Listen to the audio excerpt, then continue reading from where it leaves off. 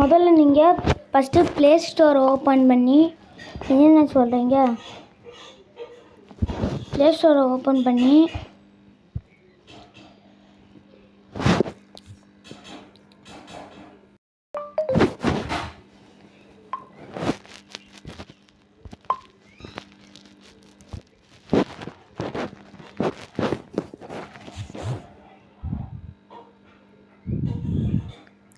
Screen record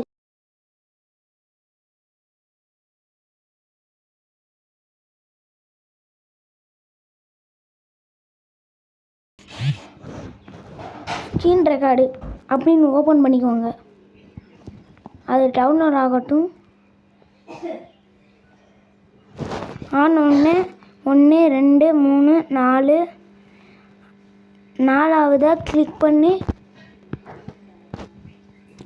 open பண்ணிக்கோங்க. பார்த்தீங்கன்னா நான் இப்போ வீடியோ எடுத்தது தெரியுது. Tata, see you, bye.